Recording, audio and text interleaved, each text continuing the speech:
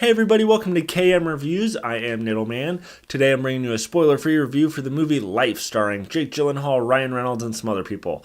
Now, this movie is basically about some astronauts that discover some life from Mars, and they're studying it on board their spaceship when they're heading back towards Earth when shit goes downhill. Now, I'm going to give you my rating right off the bat, and if you want to know why I gave it that rating, you can stick around to find out. I'm going to give this movie girlfriend material. This movie was fucking awesome. So I'm going to talk about what I liked, what I didn't like, and kind of my overall thoughts on the movie. As far as the plot goes, no, it is not the most original thing you're going to see in the world. It's about an alien on a spaceship wreaking havoc. Have we seen that before? Yeah, about 1 billion times. But this movie is very good quality, so I'm able to forgive it. And it does enough originality to it that it feels like it's its own movie. It doesn't just feel like a ripoff of Alien or Event Horizon or anything like that.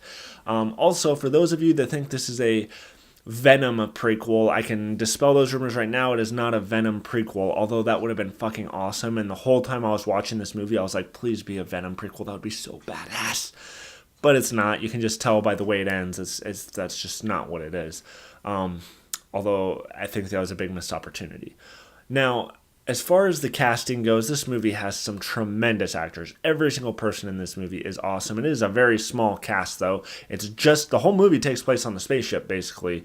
Well, at least for the most part. And you have, people like Ryan Reynolds, who does a fucking awesome performance in this movie. You got Jake Gyllenhaal, who does awesome. You got Rebecca Ferguson, who does awesome. You got the other people. I wish I could remember their names off the top of my head. I'm sorry I can't. But every single person in this movie does awesome. You also have the guy who plays basically Idris Elba 2.0. At least I thought it was Idris Elba until after I saw the credits and it wasn't him. He sounds the same, kind of looks the same. Maybe that's racist to me, I don't know. But the point is, it's not Idris Elba, but he does a fucking awesome job. He has some pretty awesome scenes in this movie. There's an interesting take on his character that I thought was pretty unique. And overall, just the acting was great. The story, while not original, was still executed very well. The pacing of this movie was so on point. You never felt bored, like, come on, let's pick it up. It was boom, boom, boom, boom, boom. It's a pretty short movie, too, which worked out perfect for this style of movie. Because it had been longer, it would have been like, come on, we get it. But the pacing, timing, acting, story, all that stuff is good. Not to mention the special effects. The special effects were great. They're out in space. There's all this crazy stuff happening. You got this alien running around on the ship.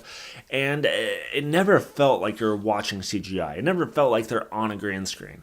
You really get lost in the fact that they're in space and this thing's after them. And just everything in this movie is executed so well. But the biggest props to this movie is just the tension it creates. I mean, it was so close to giving it marriage material because I love movies that make me feel tension, where it's like almost hard to breathe, where I feel like I'm clenching onto the armrest, like, oh God, what's gonna happen? What would I do in that situation? Fuck. And it's like, after the movie, you kind of, when the movie can create that kind of tension, it's like, holy shit, man.